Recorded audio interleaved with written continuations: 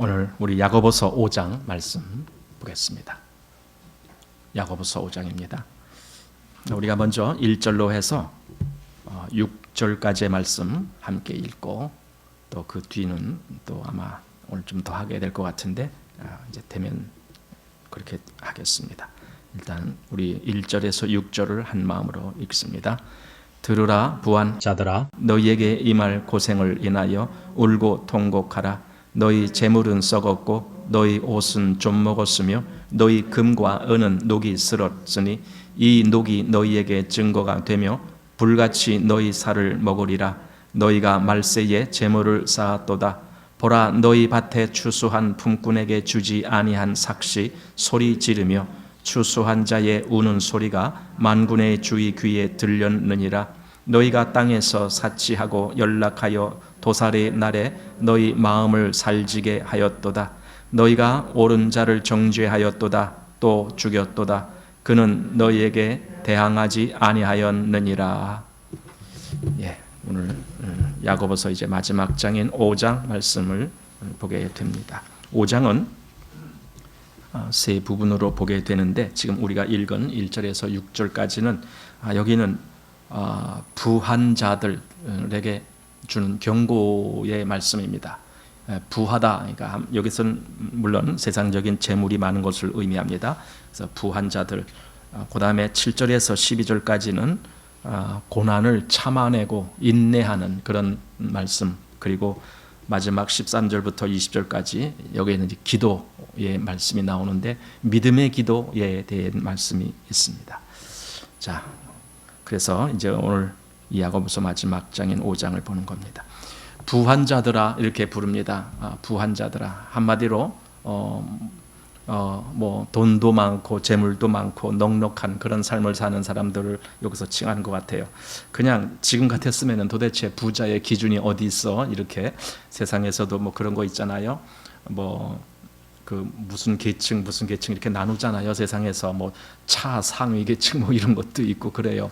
그래서 뭐 수급자는 뭐 어디 있고 또 차 상위 계층 어디까지, 그다음에 뭐 또 상위 몇 %까지는 또 어떠고 뭐 그 뭡니까 그 노령연금이라 그러나요? 그 뭐 기초수당이라 그러나요? 뭐 그것도 뭐 상위 몇 %는 제하고 그 이하로, 상위 뭐 30%인가 제하고 뭐 그 이하로 타게 한다고 그랬다가 또 이제 최근에 와서는 모든 사람 다 뭐 지급한다 뭐 이런 얘기도 있고 합니다. 어쨌든 이렇게 세상에서도 등급이 있습니다. 등급이 있어요. 아마 이때는 그 등급이 엄청 심했을 거예요. 그리고 지금은 사실 어느 나라든지 나라가 건실하려면 그 중앙 부분에 있는, 그러니까 중산층이라고 보통 말하는데 중산층이 비율이 많아야 돼요. 그래야 그 나라가 튼튼한 나라예요. 그런데 중산층 했다가 다시 뭐 저소득층으로 이렇게 빈민층으로 이렇게 떨어지는 그런 경우가 막 생기고 그러죠. 근데 이때는 이 초대교회 때는 아마 그 그러니까 몇 % 정도의 사람을 제외한 대부분의 사람들이 가난한 삶을 살지 않았을까 그런 생각이 들어요. 대개 이제 그 권력도 있고 부도 많은 그런 사람이 하나가 있으면 그 사람 밑에 많은 그 가난한 사람들이 거기 가서 뭐 종노릇도 하고 막 이러면서 이제 붙어 살거든요. 그러다 보니까 이렇게 부자들은 아주 소수고 대부분은 그냥 가난하게 사는 서민이죠. 이제 그런 것이 이 시대 아니었을까 그렇게 생각합니다. 그래서 부자들아 이렇게, 부한 자들아 이렇게 말할 때에는 아주 그 특별한 사람들을 칭하는 것이라고 생각되고, 그리고 여기서 부한 자들이라고 하는 것은 그 다른 사람들에게 비해서 월등히 그 생활 환경이라든가 여러 가지가 차등하게 높은 그런 사람들을 두고 한 말이다라고 생각됩니다. 그런데 야고보는 부한 자들에 대해서 이미 앞에서도 그 말씀을 한 적이 있어요. 1장에서도 말했고 2장에서도 말했는데 1장 9절부터 그 부한 자들에 대한 말씀이 있고, 또 2장도 1절에서 10절까지 이 부한 자들에 대해서 말씀하고 있고, 지금 5장에 와서도 또 말씀하는 거예요. 그만큼 부한 자들이라고 하는 그 층이 사실 좀 뭐라고 할까요? 좀 잘못된 길로 빠지기가 쉬운 층이에요. 왜냐하면은 세상에 이 부유한 것이 일종의 자기의 권세가 될 수가 있기 때문에 그래요. 뭐 지금도 사실은 좀 그런 면이 있죠.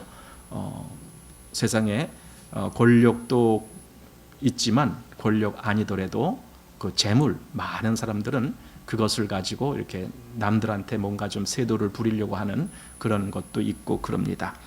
근데 어쨌든 여기 부한 자들아 이렇게 시작을 합니다.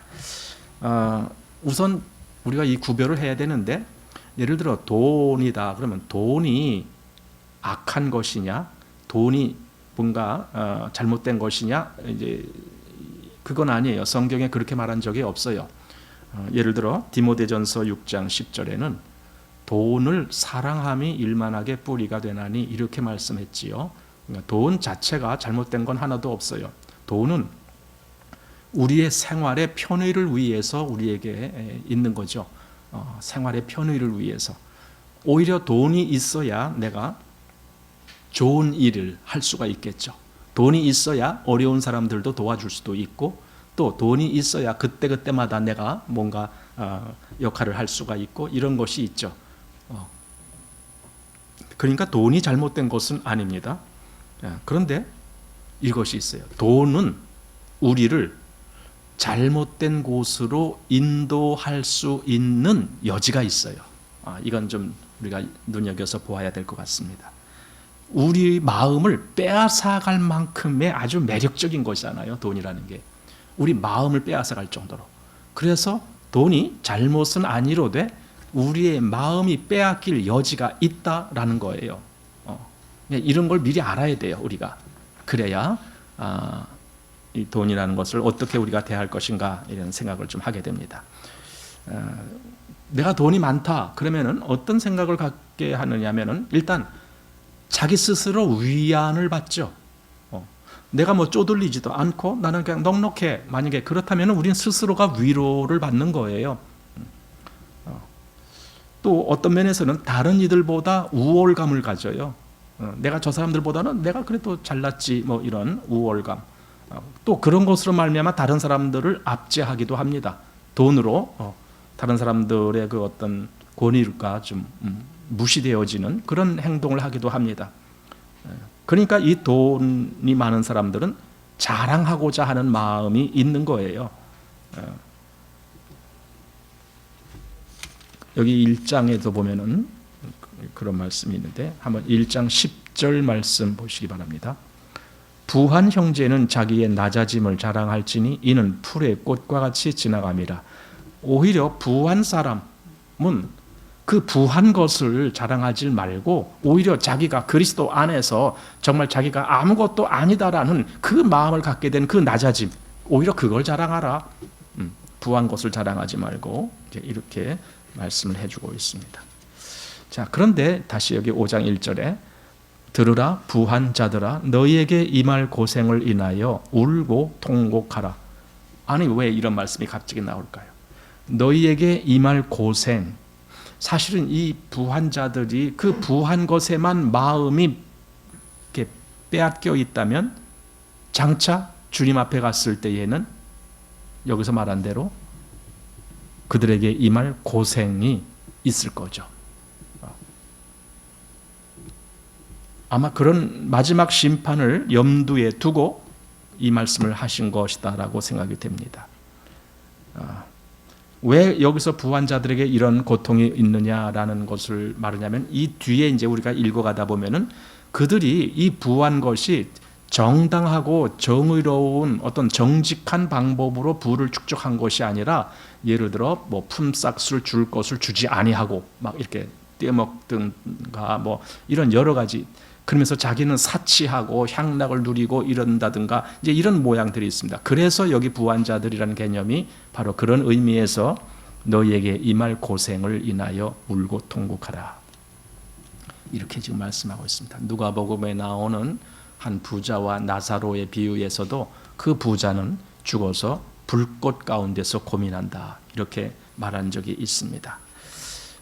그래서 이 부한 자가 어찌 보면은 그 사람은 온 마음으로 자기가 부자 되는 거기에만 마음을 쏟았다라는 의미가 됩니다. 누가복음 12장에 보면은 어떤 사람이 그 소출이 많으니까 속으로 생각하기를 내가 이 창고를 헐고 새로 더 크게 짓고 그리고는 거기다 쌓아두고 그 다음에 내가 이제 좀 편안히 여러 해 쓸 물건을 저축했으니까 내가 이제 편안히 좀 살아야 되겠다 이렇게 생각했는데 그때 예수님이 뭐라고 말씀하시냐면은 어리석은 자여 오늘 밤에 내가 네 영혼을 도로 찾으려니 그러면 네 쌓은 것이 네 것이 되겠느냐 이렇게 말씀하신 대목이 있습니다. 그 부자죠 그 사람이. 그래서 그냥 넉넉하게 몇 년 먹을 걸 음식을 다 곡식을 쌓아두고 그럴 정도인데 그럼 자기 하나를 위해서는 그렇게 쌓아두고도 거기 또 무슨 말씀을 인용하냐면은 자기를 위하여 재물을 쌓아두고 하나님께 대하여 부요치 못한 자라는 말이 나옵니다. 하나님께 대하여 부요치 못한 자, 그 마음에는 하나님이 없어요. 그러니 오직 자기 배부른 거 그거 하나만 바라고 있는 자입니다. 마태복음 19장 16절부터 보면은 거기 예수님의 비유 속에 부자가 하나님 나라에 들어가는 것은 약대가 바늘기로 들어가는 것보다도 더 어렵다라는 말씀을 하고 있습니다. 이게 뭔가 이게 지금 부자는 마음에 그만큼 빼앗긴다라는 거죠. 물론 다 그렇다는 건 아니죠. 부자이면서도 정말 하나님 마음에 합당한 삶을 사는 사람도 있죠. 아마 그런 사람들도 많이 있을 거라고 생각됩니다. 그러나 여기 보편적으로 보면은 부자들은 그 부의 마음이 치우쳐 있는 것이 우리가 가끔 보게 되는 겁니다. 그래서 그 사람들이 울고 통곡하라는 거예요. 울고 통곡하라. 왜냐하면은 미래의 심판이 그에게 임할 것이니까. 자, 2절 말씀 보십시오. 너희 재물은 썩었고 너희 옷은 좀 먹었으며, 그러니까 재물이나 옷이나 이게 그 당시 부의 가치거든요. 근데 그게 썩었다는 거야. 또 좀 먹었다는 거야. 그러니까 그건 뭔가 정당하고 바른 그런 것이 아니고 뭔가 잘못된 거라는 거죠. 뭐 남을 속여서 뭐 부를 축적했다든가 뭐 이런 거죠. 그러니까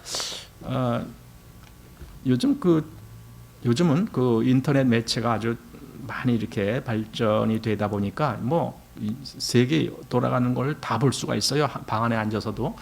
그런데 가끔 이렇게 좀 남을 이렇게 재미있게 웃기기 위해서 그 유튜브 영상을 만드는 사람들이 있거든요.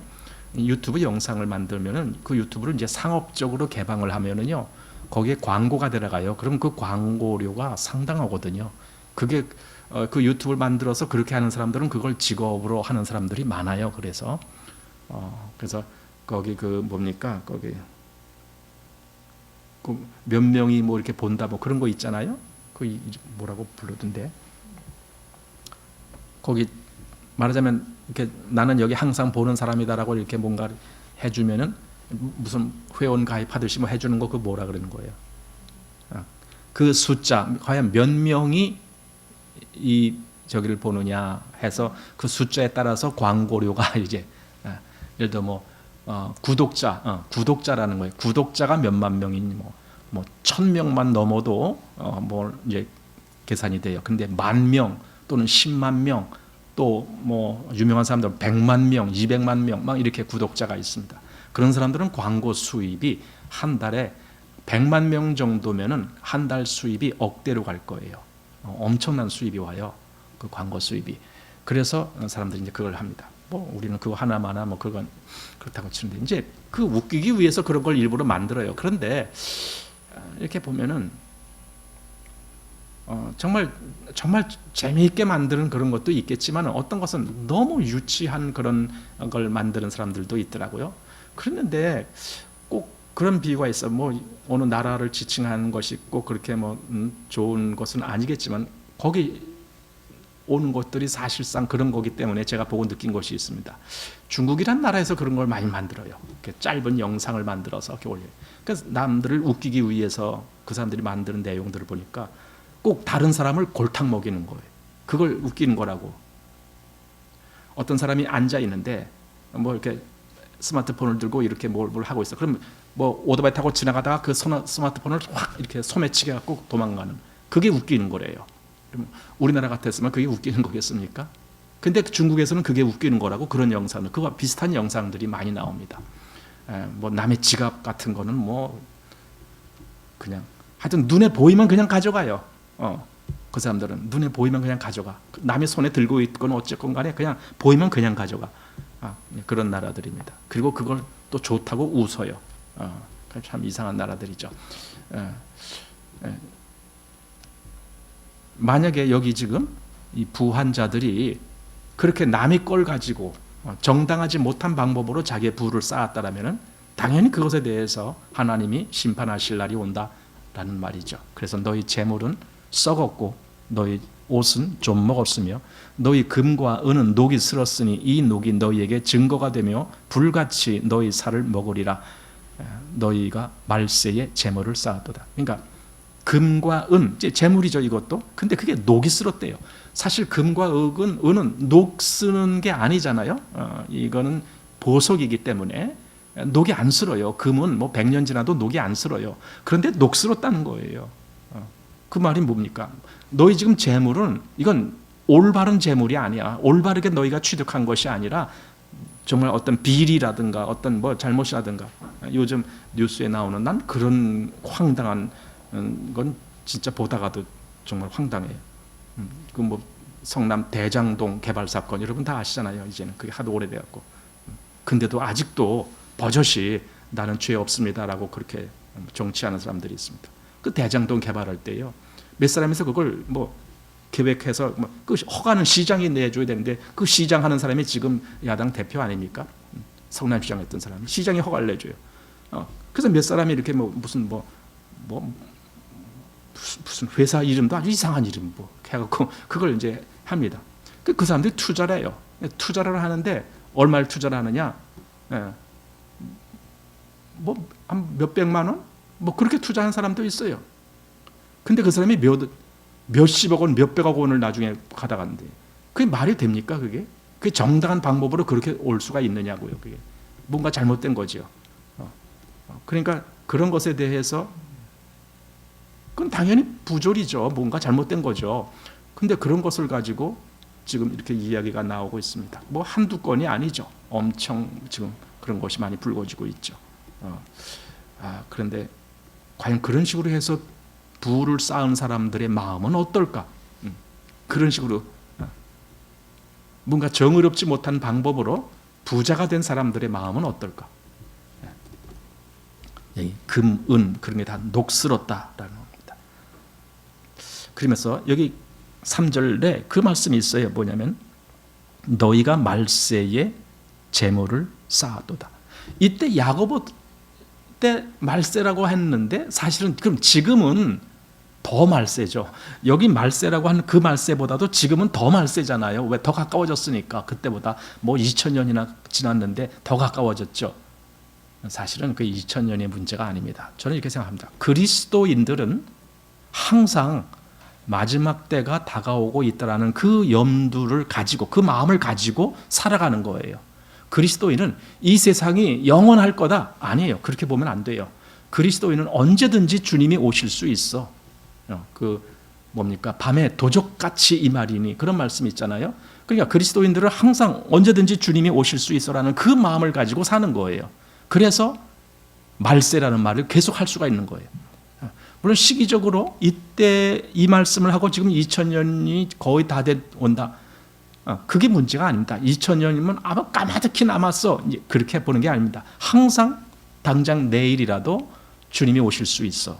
이 마음으로 사는 거예요. 그런데 그건 이제 우리의 마음이고 계산적으로 본다고 할 때도 사실은 이때보다 지금이 훨씬 더 그 마지막 때가 가까이 온 거죠. 그러면 지금은 말세 중에서도 또 말세가 되는 거죠. 그렇다면 우리는 어떻게 살아야 되겠는가? 이때도 그 말세에 너희가 재물을 쌓았도다. 즉, 네 마음이 재물에만 가 있었다. 이거죠. 그건 옳지 않은 것이다. 그렇다면 지금 더 그렇죠. 우리의 마음이 재물에만 가 있다면 그건 분명히 주님 마음하고는 다른 겁니다. 그래서 즉 재물을 올바르게 사용하는 것이라야 되는데 이 사람들은 그걸 자기 소유로 쌓아두는 데 목적이 있었던 거죠. 그리스도인은 삶을 살 때 검소한 삶을 살죠. 왜냐하면 사치하는 것이 주님의 기뻐하심이 아니라는 걸 알기 때문에. 주님은 내가 세상에서 향락을 누리고 그냥 그 부를 가지고 떵떵거리면서 이렇게 사는 것을 주님이 원하시지 않는다는 것을 그리스도인들은 다 알죠. 그래서 그리스도인들은 가능하면 절제할 것은 절제하고 줄일 것은 줄이고 이러면서 살죠. 그게 그리스도인이에요. 그러면서 얼마든지 이제 내가 여유가 있다라면은 어려운 사람들이 많으니까 그들을 또 도울 수도 있고, 또 교회에서 하나님의 일을 하도록 내가 얼마든지 헌금도 하고 이렇게 하는 거죠. 그러니까 그리스도인의 삶은 얼마든지 절제할 걸 절제하면서 삽니다. 검소한 삶이다라고 말할 수가 있습니다. 마태복음 6장 20절에 거기 오직 너희를 위하여 보물을 하늘에 쌓아두라, 이렇게 하늘에 쌓아두라. 이 땅이 아니고 하늘에 쌓아두라. 거기는 좀이나 동록이 해하지 못하며 도적이 구멍을 뚫지도 못하고 도적질도 못하느니라. 이 세상에서는 그 모든 재물을 아무리 쌓았다 그래도요, 다 도둑 맞아요. 그 도둑 맞는다라는 것이 결국은 내 소유가 안 된다 그거예요. 다. 그 누구한테 도둑 맞아요? 자식에게 도둑 맞지. 그죠? 아무리 부모가 쌓아도요, 나중에 그 자식들이 다 가져가. 그럼 자식한테 도둑 맞는 거지 뭐. 그 사람이 자기가 돈 벌었다고 자기가 그걸 갖고 갑니까? 못 갖고 가잖아요, 결국은. 보물을 하늘에 쌓아두라. 그러니까 자기를 위해서 그 모든 것을 쓰는 것이 아니라 더 합당한 일에 써라, 그거죠. 그래서 이 앞에 우리가 1장에서 그런 걸 봤어요. 1장 마지막 27절에 보니까 하나님 아버지 앞에서 정결하고 더러움이 없는 경건은, 경건하면 경건한 삶이라는 거죠. 그것은 곧 고아와 과부를 그 환난 중에 돌아보고, 이렇게 환난 중에서 고아와 과부를, 그 어려운 중에 저들이 얼마나 힘든 삶을 살까 하면서 그들을 돌아보는 것. 그럼 결국 그런 것이 하늘에 쌓아두는 거죠. 하늘에 쌓아둔다고 해서 뭐 내가 뭐 돈을 갖다가 저 하늘로 날릴 겁니까? 그런 게 아니잖아요. 그러니까 돈을 합당하게 사용하는 거예요. 내가 써야 될 때 쓰는 거죠. 자, 그것이 이제 3절까지 이렇게 부한 사람들에 대해서, 그리고 4절부터 6절까지는 그 부한 것을 잘못 사용하는 그런 예들을 말씀하면서 말하자면 경계를 하는 거죠. 자, 4절 보십시오.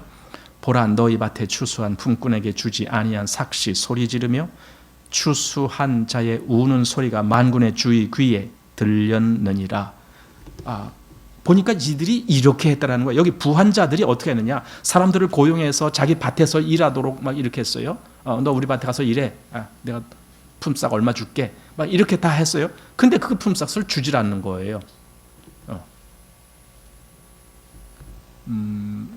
그 당시에는 품삯을 그날 주는 거예요. 그날. 왜냐면은 그 당시 일하는 사람들이 대개 그날 벌어 먹는 사람들이죠. 오늘 벌어서 그래야 내일 밥 먹을 것이 생기는 그런 사람들이죠.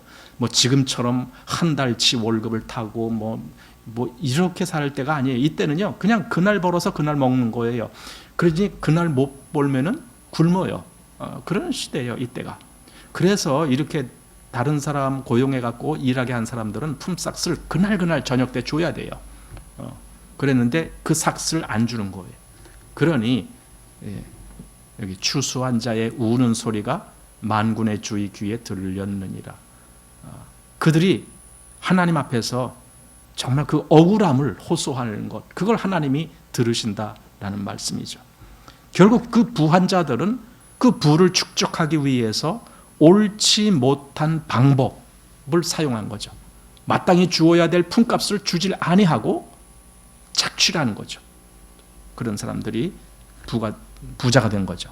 5절, 너희가 땅에서 사치하고 연락하여 도살의 날에 너희의 마음을 살지게 하였도다. 사치하고 연락은 일종의 그 자기 향락, 뭐 잔치하고 뭐 그런 겁니다. 자기만 기분 좋으면 된다, 뭐 그런 거죠. 연락 또는 사치는 여러 가지 고가의 어떤 것들을 자기에게 이렇게 취하는 그런 거죠. 바로 그런 것들입니다. 그런데 그 사람들이 마음을 살찌게 했다는 거예요. 마음이 편하다는 거죠. 살찌겠다는 것이 아주 배불러 그 말이거든요. 마음이 배불러요. 자신이 지금 도살장 앞에 간다라는 그 생각은 안 오고, 도살장 앞에 만약에 짐승이 여기 지금 여기 돼지가 있습니다. 저 돼지는 내일 도살장으로 갈 돼지입니다. 근데 그것도 모르고 오늘 그냥 밥만 꾸역꾸역 먹는다. 바로 그 모습과 똑같다. 여기 지금 부환자들이 장차 이 말 그 심판에 대해서 조금 더 알지 못하고 그냥 오늘 나는 그냥 오늘 잘 먹고 잘 살면 돼. 이제 이 생각만 있는 거죠. 우리 한번 아모스서를 보시기 바랍니다. 이스라엘이 그런 모습들을 선지자가 그렇게 지칭한 대목이 나옵니다. 아모스 6장 말씀을 보시기 바랍니다. 6장 1절부터 화 있을진저 시온에서 안일한 자와 사마리아 산에서 마음이 든든한 자 곧 열국 중 우승하여 유명함으로 이스라엘 족속이 따르는 자들이여 너희는 갈레에 건너가고 거기서 대하마스로 가고 또 블레셋 사람의 가드로 내려가 보라. 그것들이 이 나라들보다 나으냐? 그 토지가 너희 토지보다 넓으냐? 그러니까 이게 지금 이스라엘에게 하나님이 정말 그들을 축복해 주셔서 그들이 잘 살게 되었는데, 그거예요. 잘 살게 되었는데, 여기 시온의 안일한 자와 사마리아 산의 마음이 든든한 자, 이들은 그냥 생활이 편안한 거예요. 그래서 그 주변에 예를 들어 뭐 블레셋, 가드 이런데 그런데 보면 그들 삶은 아주 비참한 그런 삶을 사는 거예요. 그들과 비교해서 이스라엘은 정말 넉넉한 삶을 살고 있어요. 그랬더니 마음들이 높아진 거예요. 여기 지금 말씀이 3절 보십시오. 너희는 흉한 날이 멀다 하여 강포한 자리로 가까워지게 하고 상하상에 누우며 침상에서 기지개 켜며 양떼에서 어린 양과 우리에서 송아지를 취하여 먹고 비파에 맞추어 헛된 노래를 지절거리며 다윗처럼 자기를 위하여 악기를 제조하며 대접으로 포도주를 마시며 귀한 기름을 몸에 바르면서 요셉의 환난을 인하여는 근심치 아니하는도다. 곧 다가올 그 환난의 때를 그들은 전혀 생각하지 않아요. 지금 자기들 넉넉하니까 얼마든지 우리 배부르니까 그래 우리 재밌게 살자. 자기들만 사는 것 그것만을 생각하고 있습니다. 저는 요즘 정치하는 사람들 볼 때 이런 사람들이 많은 것 같아요. 나라의 미래에 대해서는 조금의 생각도 없어요. 지금 당장 내가 인기 얻을 말만 쏟아져내고 있습니다. 이런 말하면 저 사람들이 날 좋아해 주겠지, 나를 인기 있어 하겠지, 계속 그렇게 거짓말이라도 괜찮아, 어쨌든 난 인기만 얻으면 돼, 이렇게 하면서 나라가 어떻게 팔리든 말든. 사실은 나라를 팔아먹는 사람들의 종류는 많아요. 옛날에 뭐 이완용이 나라를 팔아먹었다 그랬는데 지금은 나라를 안 팔아먹습니까? 정치인들이 나라를 안 팔아먹습니까? 국민들이 깨어있지 못하니까 정치인들이 나라를 팔아먹어도 그걸 모르고 있잖아요. 이들은 자기 배 막 부르는 거 그게 다예요. 조금 있다가 올 그 환난의 때는 조금도 염려하지 않고 지금 이렇게 신나하고 있습니다. 그 모습이 야고보가 말한 그 내용과 연결이 돼서 지금 우리가 생각하게 됩니다. 자, 6절 말씀 보십시오. 너희가 옳은 자를 정죄하였도다 또 죽였도다 그는 너희에게 대항하지 아니하였느니라. 옳은 자들이 오히려 너희들 때문에 피해를 당했다 이거죠. 그들은 돈이 있으니까 얼마든지 권력을 사잖아요. 지금도 늘 문제가 뭡니까? 돈 많은 사람들이 뇌물을 주잖아요. 권력 있는 자들에게. 그래서 어떤 일을 이렇게 하게 만들고 저렇게 하게 만들고 하는 거 아닙니까? 돈이 있으니까 얼마든지. 무슨 뭐 어디 뭘 개발하는데 이 개발의 정상적인 방법으로는 이렇게 허가가 날 수가 없는 건데 돈을 써갖고 허가 낼 사람한테 돈을 주면서 허가 내게. 또 그것이 끝이 아니에요. 나중에 이것이 잘못됐는지 어쨌는지 이제 재판을 받잖아요. 그러면 그 판사 또는 뭐 대법관 뭐 이런 사람들에게 그들에게 돈을 써갖고 그 판결을 오히려 이 잘못한 사람한테 유리한 판결을 하도록 그렇게 만들었잖아요. 지금 그렇게 흘러가고 있잖아요. 그거 뭐 조금만 귀 기울여서 뉴스 들어보면 다 드러나는 내용들인데, 근데 지금 세상은 그렇게 가고 있어요. 증거가 없다는 거예요. 우리는 그냥 딱 들어보면 저게 거짓말이구나 금방 아는데 증거가 없다는 거예요. 그리고 지금 그렇게 흘러가고 있잖아요. 이 부당한 권력이죠, 이게. 그래서 여기 정의로운 사람까지도 피해를 당한 거죠. 네가 옳은 자를 정죄하였도다, 또 죽였도다. 그러니까 실제로 직접 죽일 수도 있었겠죠. 그러나 그것이 아니더라도 그 사람이 죽게 만드는 거죠. 그 사람이 죽게. 물론 뭐 꼭 정의로운 사람이 죽었다 아니더라도 어쨌든 이 일로 말미암아 뭔가 이것이 더 밝혀지거나 그러면은 그것이 많은 사람이 뭐 어떤 것이 다 드러나게 되니까 그걸 감추기 위해서 죽는 사람들이 있죠. 지금 벌써 한 4명인가가 죽었잖아요. 이런 사건 통해서. 그랬더니 제일 먼저 그 뭐에 같이 이렇게 뭐 일해 갖고 다 관계를 맺고 있는 사람이 있는데 나 그 사람 모르는 사람이야? 이렇게. 그러니 그 아들이 기가 막힌 거예요. 아니 몇 년 동안을 같이 일하는 걸 내가 옆에서 봤는데 어떻게 당신이 모른다라고 할 수가 있느냐. 그런 거죠. 난 그 사람 몰라. 만난 적도 없어. 아니 저기 호주에 가서 같이 골프 치고 사진도 찍고 그랬는데 나 그 사람 모르는 사람이야. 이러고 발뺌하고 있죠. 참 이상한 세상입니다. 그런데요, 그런 사람이 또 국민들한테 또 인기가 엄청 좋대요. 국민의 반이 또 그 사람을 또 응원하고 있대요. 참 이상한 나라죠. 할 수 없어요. 그건 흘러가는 어떤 길이 있어요. 그렇게 갈 수밖에 없어요. 필리핀에는 이번에 대통령 된 사람이 누굽니까? 옛날 그 마르코스 대통령의 아들이에요. 그때 그 마르코스가 어땠는데요? 온갖 부정, 온갖 그 뭡니까? 부의 축적, 여기 말한 이 사람과 똑같아요. 여기 부자들과 똑같은 그런 식으로 그 우리가 잘 알잖아요. 그 이멜다라고 하는 사람의 구두가 몇천 켤레가 나왔다 그러잖아요. 그때 몇천 켤레. 근데 그 아들이 지금 또 대통령이 됐어요. 우리 같으면 아니 어떻게 그런 사람을 또 대통령으로 뽑아 하고 하겠지만 아니에요. 거기서는 또 그렇게 흘러가요. 지금 우리나라도 마찬가지예요. 외부에서 볼 때는 아니 그 한국이란 나라 지금 이렇게 흘러가고 있는데 좀 이상해. 그렇게 할지 모르지만 우리나라는 그렇게 갑니다. 그래서 이게 일종의 나라도 운명이 정해진 것 같아요.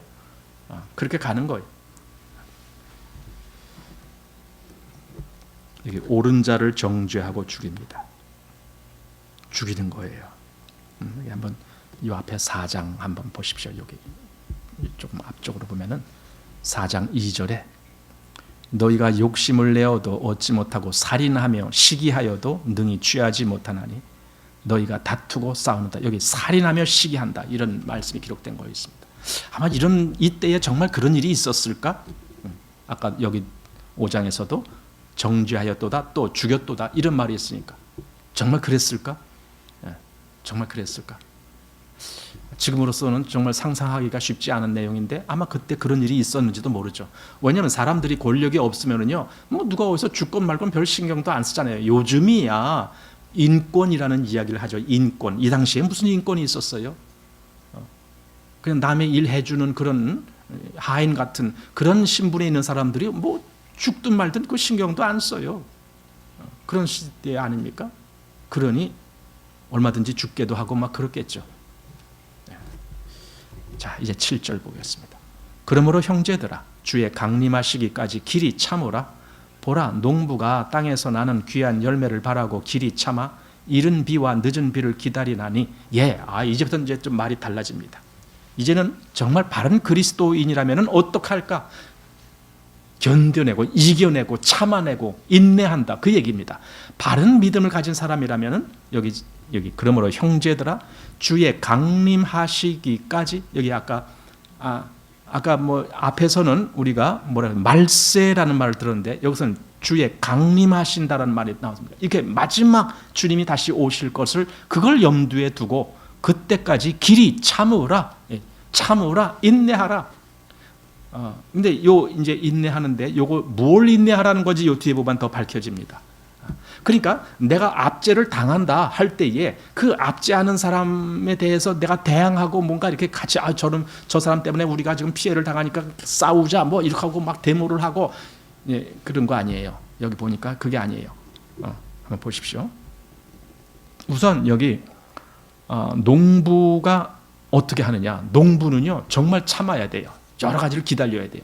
참는다는 말과 기다린다는 말은 같이 쓸 수 있습니다. 참고 기다린다는 뜻입니다. 어떤 결과가 주어지기까지. 그러니까 농부는요 1년이라는 것을 기다려야 되잖아요. 내년 봄에 심을 씨앗을 그 전에 겨울 오기 전부터 딱 이렇게 씨앗을 품종을 그걸 갖고 있다가 그걸 겨울 내내 보관을 잘 해갖고 얼지 않게 잘 해갖고 봄에 발화를 시켜서 씨앗을 해서 심고 뭐 그걸 가꾸고 해서 또 가을에 거둬들이고 그냥 다른 농사보다도 논농사가 그 1년을 이렇게 우리나라는 1년을 하는데 저 필리핀에 가니까 1년에 2번, 3번 모내기를 한다 그래요. 거기는 베트남 뭐 이런 데도 1년에 2모작, 3모작 뭐 이렇게 한다 그럽니다. 어쨌든 근데 우리는 1년을 기다려야 돼요. 그 가을에 추수할 것을 기다리는 거예요. 농부는 기다리는 마음으로 봄에 심고 여름에 가꾸고 그리고 가을에 가서 추수를 하는 거예요. 그거 기다리지 못하면은요 추수 때까지 가질 못하는 거예요. 인내가 없는 사람은 농사 못 져요. 농부의 마음입니다. 농부는 열매를 기다립니다. 그런데 여기 또 이제 중간에 이런 말씀이 나옵니다. 여기 이른 비와 늦은 비라는 말이 있습니다. 이른 비와 늦은 비, 그때마다 적절하게 필요한 하나님의 은혜, 이것이 있습니다. 그리스도인들에게 우리가 정말 인내로서 뭔가를 기다리고 있을 때 하나님은 그때마다 우리에게 그 필요한 은혜를 주시는 거예요. 이 이른 비라는 것은요 한 10월 말에서 11월 초순인데 이때 뭐 하냐면 이스라엘은 그때 파종을 하는 때예요. 이스라엘은 겨울이 우기예요. 그러니까 겨울도 우리나라처럼 그렇게 추운 겨울이 아니에요. 겨울이 우기고 여름이 건기예요. 그래서 건기 때는 식물이 잘 못 자라요. 우기 때 작물을 키우는 거거든요. 그냥 그 이른 비가 잘 와야 그 뿌린 씨앗이 잘 발화를 하고 씨앗을 뭐 이렇게 줄기가 자라고 해서 이렇게 자랍니다. 그러면 늦은 비는 뭔가? 이것은 3월 말에서 4월 초쯤, 즉 추수를 앞두고 그 추수를 앞두고도 이것이 잘 그 연그러 가려면은 그때도 수분이 충분해야 되거든요. 벼로 말하자면은 벼의 수인기라는 때가 있습니다. 벼는 처음에 모내기 할 때도 물이 많이 필요하지만 그 곡식 이삭이 이렇게 막 패기 시작할 때 그때도 물이 충분해야 돼요. 그때 수인기라고 하는 기간인데 그때 물을 충분히 공급 안 해주면은 쭉정이가 열려 버려요. 그러니까 여기서도 지금 마찬가지예요. 늦은 비는 바로 그 추수 전에 이게 알곡이 잘 열리도록 해주는. 그래서 이른 비와 늦은 비가 적절히 내려주어야만이 풍년이 되는 거예요. 그것처럼 여기 지금 그 말을 하고 있습니다. 농부가 땅에서 나는 귀한 열매를 바라고 길이 참아 이른 비와 늦은 비를 기다리나니, 비는 하늘에서 내리는 거죠. 즉 하나님의 은혜를 기다리는 거죠. 우리가 그리스도인으로서의 삶을 살 때에 계속 인내를 하고 참고 뭐 이렇게 나갈 때가 있습니다. 우리 마음 같아서는 그냥 막 이렇게도 하고 싶고 저렇게도 하고 싶고, 그런데 사실은 그리스도가 내 마음에서 야, 너 그러면 안 되잖아. 너는 그리스도인이잖아. 우리가 그렇게 가르쳐 주잖아요. 너는 남이 아니야. 너는 내 백성이야. 이렇게 하나님의 말씀이 들리는 것 같아요. 그래서 우리가 우리 마음껏 행동을 하지 않고 절제를 하고 막 이러잖아요.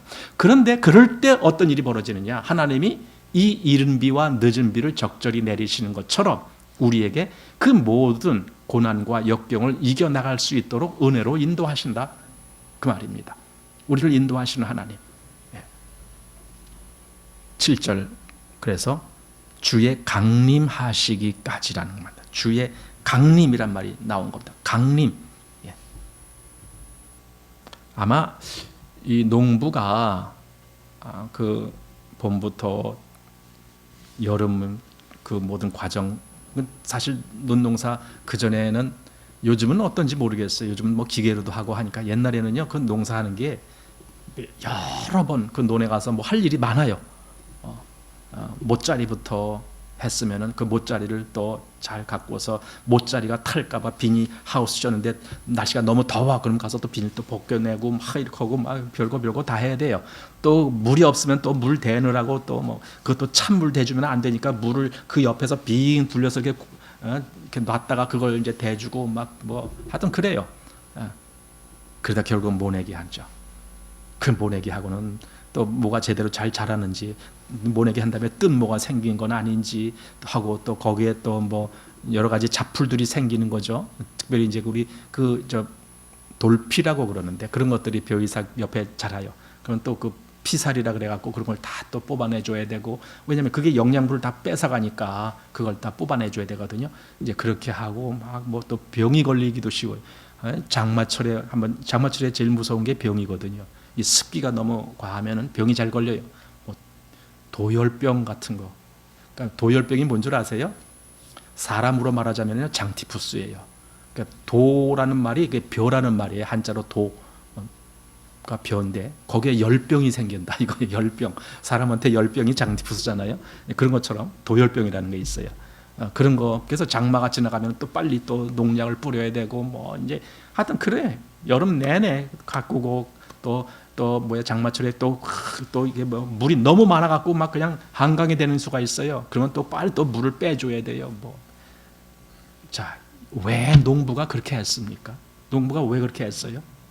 왜 봄부터 해서 여름 내내 애씁니까? 목적은 가을에 좋은 수확을 하기 위해서. 그거죠. 그거와 똑같다. 그리스도인도 마찬가지다. 지금 그 얘기예요. 그리스도인도 왜 고난을 겪어야 됩니까? 최후의 주님 앞에 설 때에 주님으로부터 오는 그 아름다운 보상이 있음을 바라보니까. 그리스도인이. 자, 8절. 너희도 길이 참고 마음을 굳게 하라. 그러니까 농부가 그렇게 참는 것처럼 너희도 그렇게 하라. 주의 강림이 가까우니라. 8절에 또 그 얘기합니다. 주의 강림이 가까우니라.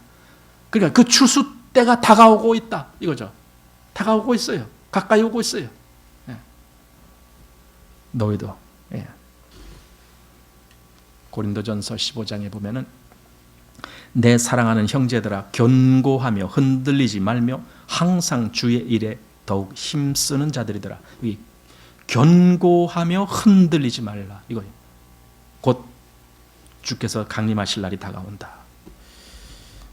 고린도후서 5장 9절 10절 여기에 보면은 내 사랑하는 형제들아 견고하며 흔들리지 말며 항상 주의 일에 더욱 힘쓰는 자들이 되라.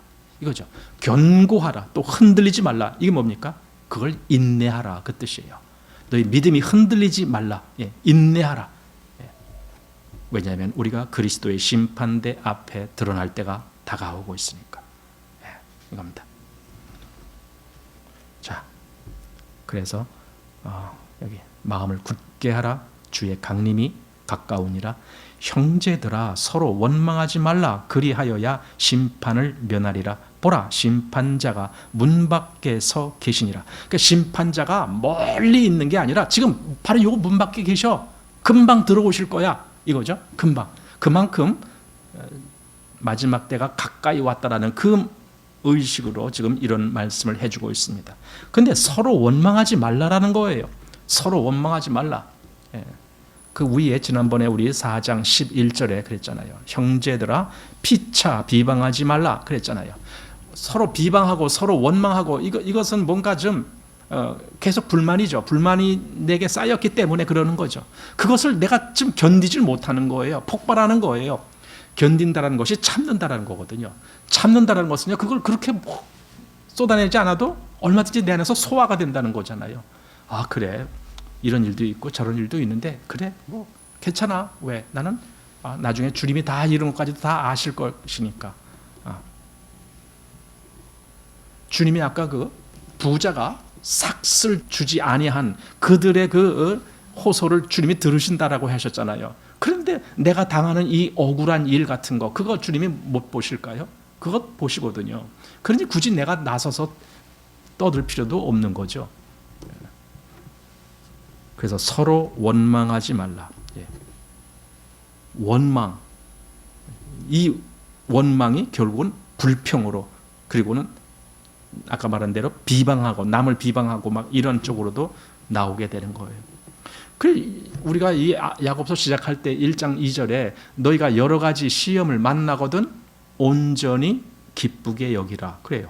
그걸 가지고 불평하지 말고 그걸 가지고 원망하지 말고 그걸 가지고 남들 시비 걸지 말고 너희가 여러 가지 뭔가 이렇게 좀 시험될 만한 그런 어려운 환경이 된다면 오히려 기뻐하라. 기뻐하라라는 거예요. 기쁘게 여기라. 왜냐하면 심판자가 문 밖에 계시니까. 그리고 그 심판자는 다 아셔요. 모르는 게 없어요. 다 아셔요. 세상 심판자들은 모르는 것이 많지만 우리에게 임할 장차 임할 그분은 다 아시는 거예요. 어느 구석 어느 어두운 가운데 어떤 일이 벌어져도 그걸 다 아시는 분이에요. 그러니까 서로 원망하지 말라. 심판자가 문 밖에 계신다. 그러면서 주의 강림이 가까우니라. 심판자가 문 밖에 서 계시니라. 이거는 신앙인의 자세다라고 생각돼요. 신앙인은요, 심판자가 지금 문 밖에 계셔. 이 마음으로 살아야 돼요. 이게 깨어있는 마음이거든요. 잠자는 마음이 아니고 깨어있는 마음. 주님이 지금 바로 문 밖에 계셔. 그러잖아요. 계시록에도 볼지어다 내가 문 밖에 서서 두드리노니 그랬잖아요. 멀리서 부르는 것이 아니라 바로 내 문 밖에 계시다고요. 성경에 이렇게 금방 주님이 오실 것 같은 마음으로 살아라라는 그런 권면의 이야기가 많이 납니다. 여기 지금 오늘 본문에서 8절, 9절에 있는 것처럼 빌립보서 4장 5절에 거기는 이런 말씀이 있습니다. 너희 관용을 모든 사람에게 알게 하라. 주께서 가까우시니라. 주님이 곧 오실 거야. 그 얘기죠. 주께서 가까우시니라. 히브리서 10장 37절 말씀에 잠깐 후면 오실 이가 오시리니 지체하지 아니하시리라. 여기 잠시 잠깐이란 말이 있습니다. 주님이 오시는 게 잠시 잠깐. 그만큼 곧 오실 날이 있다. 또 데살로니가 전서 5장 2절이나 베드로 후서 3장 10절에 여기 두 군데 다 나오는 말씀이 있는데 뭐냐면 주의 날이 밤에 도적같이 온다.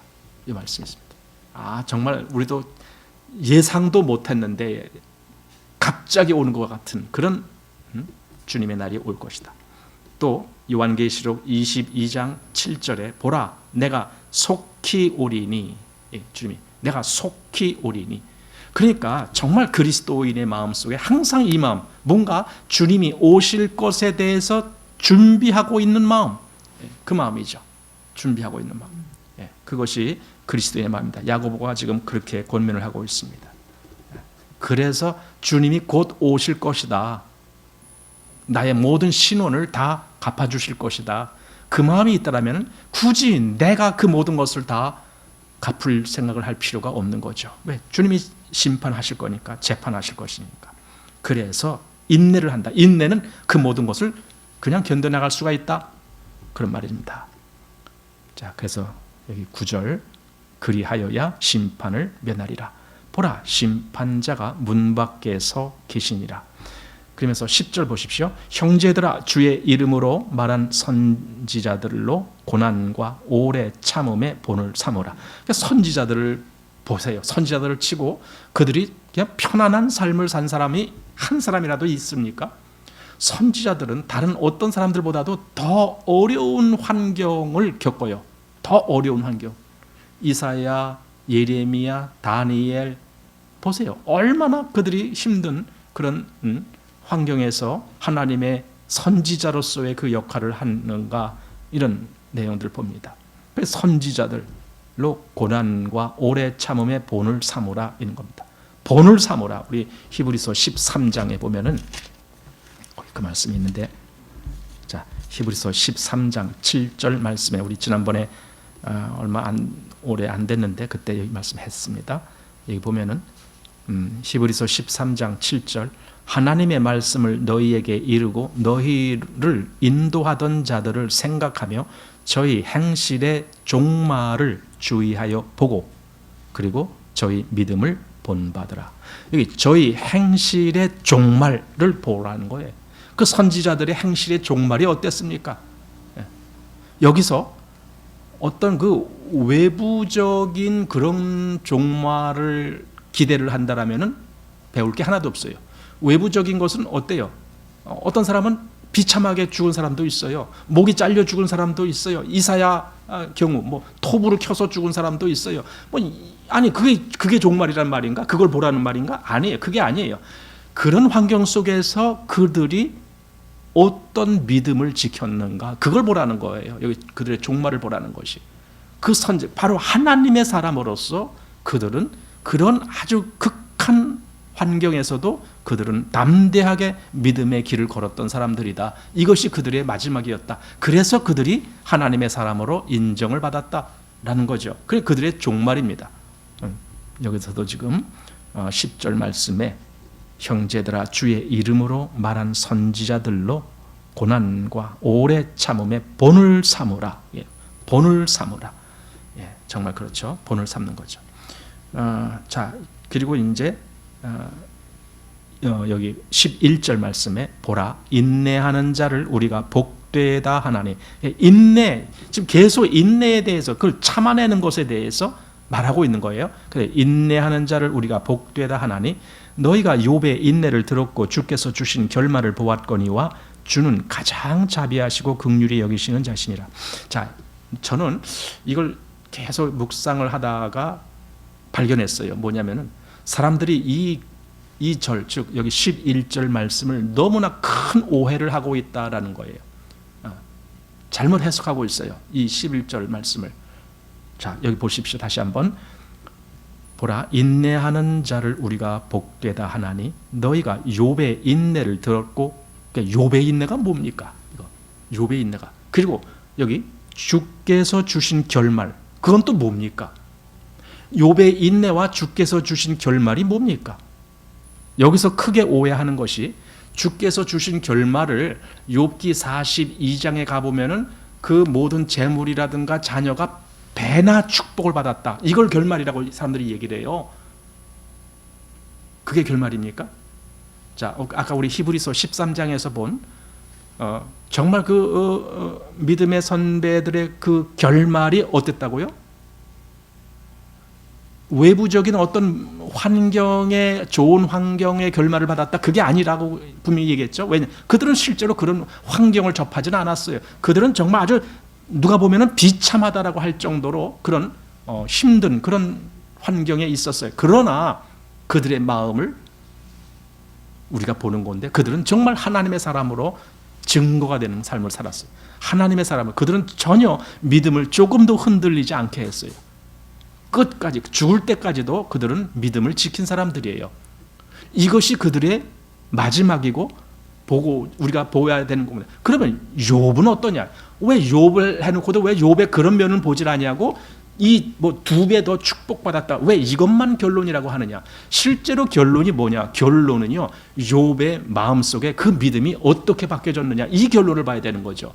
원래는 그가 어땠는데 처음에는 어땠는지. 근데 그가 결국 인내했다라는 것은 하나님이 정말 욥의 마음속에 그 믿음을 주시기까지 욥이 계속 하나님을 찾았다는 거예요.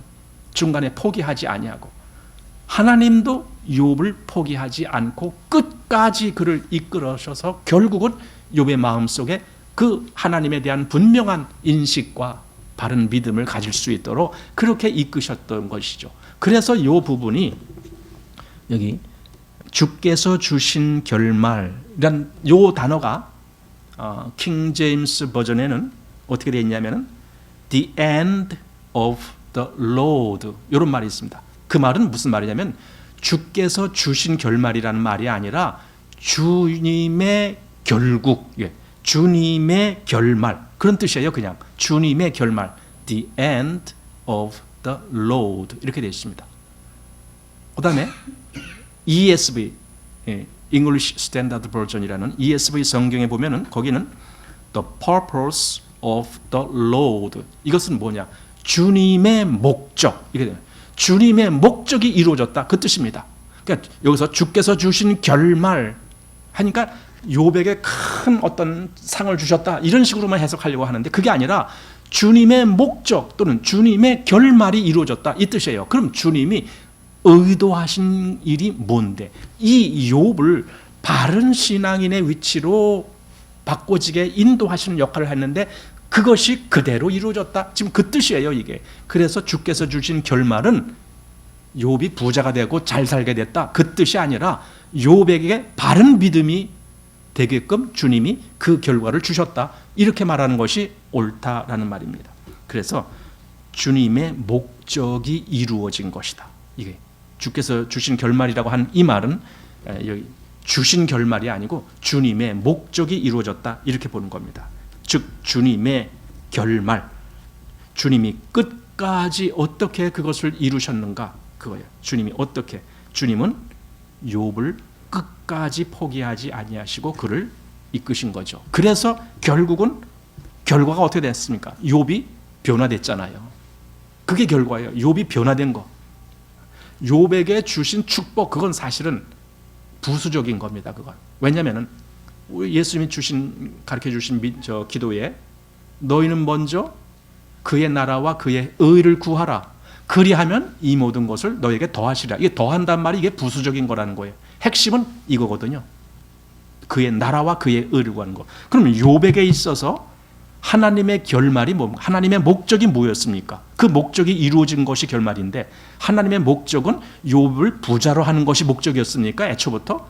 만약에 그게 목적이었으면요, 욥을 그렇게 고생시킬 필요가 뭐가 있어요? 처음부터 그냥 더 부자 되게 만들어주지. 그러니까 욥이 부자 되는 게 하나님의 결말이 아니었단 말이에요. 하나님의 결말은, 하나님의 목적은 욥의 마음에 바른 믿음으로 바뀌어지게 하는 것. 그게 하나님이 갖고 계신 결말이었던 거예요. 그것이 이루어졌습니다. 한마디로 욥이 바뀌어진 거죠. 그래서 바뀌어진 간증을 욥기 40장과 42장에서 욥이 하잖아요. 아, 이 결말이 왔구나. 그 간증, 욥이 한 간증, 그 결말, 그게 여기서 말하는 주께서 주신 결말이라고 하는 그 말에 해당되는 내용이다라는 뜻입니다. 이것이 바로 욥이 인내했기 때문에, 그것을 정말 끝까지 참고 그동안에 얼마나 많은 그 수욕을 겪었어요. 그렇게 한때 잘 살고 한때 남들한테 존경받던 사람이 하루아침에 그냥 식구들한테도 모욕을 받는 자가 됐고, 모든 친구들이고 뭐고 다 떠나가 버리고 종들까지도 욥을 업신여기는 그런 형편이고, 나중엔 자기 몸까지도 다 악창이 나고, 그 이런 아주 정말 처참한 길로 빠져들었던, 근데 욥이 그걸 참아냈다는 거예요. 포기하지 않고. 그런 상태에서 정말 아유, 난 이제 더 이상 하나님이고 뭐고 다 난 안 믿을래. 그 욥의 처가 말한 것처럼 하나님을 욕하고 이제는 가서 뒤져라 뭐 그랬잖아요. 정말 그랬다라면은 그럼 욥은 인내가 없는 사람이죠. 근데 그게 아니라 욥은 그런 아주 열악한 환경에서도 계속 하나님 나 그래도 알고 싶어요. 나 그래도 알고 싶어요. 계속 하나님의 어떤 뜻을 찾아 나가려고 하는 그런 의도로 포기를 하지 않았죠. 그게 인내죠. 그래서 그 결과 하나님은 욥을 정말 새로운 사람으로 바꿔지게 하는 그런 결과가 오게 하셨죠. 그리고 뭐 나중에 더 많은 뭐 이렇게 재산이고 뭐고 이건 부수적으로 온 거예요. 하나님이 그에게 주신 것이지 그것이 목적이 아니었습니다. 그래서 그 얘기가 여기 나오는 겁니다. 그래서 주는 가장 자비하고 긍휼히 여기시는, 주님은 자비하신 분이시고 긍휼이라는 것은 나를 정말 불쌍히 여기시면서 나를 살펴주시는 분이시구나. 그러니 우리가 신앙이 어지럽고 뭔가 잘 되지 않아서 우리가 고난 중에 행할 때에 왜 하나님께 구하지 아니합니까? 구하십시오. 왜? 주는 자비하신 분이십니다. 자비하신 주님께 구하십시오. 이 뒤에 구하라는 말이 나와요. 이제 오늘 그거 다 못 보지만은 너희 중에 고난 당하는 자가 있느냐? 그는 기도하라. 이렇게 기도하십시오. 내가 정말 내 신앙이 어지러워. 난 지금 갈피를 못 잡겠어. 예, 기도해 보십시오. 기도하라는 게 뭡니까? 주님을 찾으라는 거예요. 그냥 나 잘 되게 해주세요. 나 부자 되게 해주세요. 나 복권 당첨되게 해주세요. 여러분 그거 기도 아니에요. 기도는 하나님의 뜻을 찾아가는 게 기도예요. 그 기도를 하라는 거예요.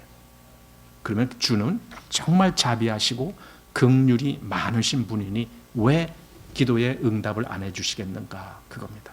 자, 오늘 11절까지 해서 마칩니다. 오늘 다 끝내려고 했었는데 시간이 너무 좀 촉박했습니다. 그래서 11절까지 하고 다음 주 한 주를 더 해야 되겠습니다.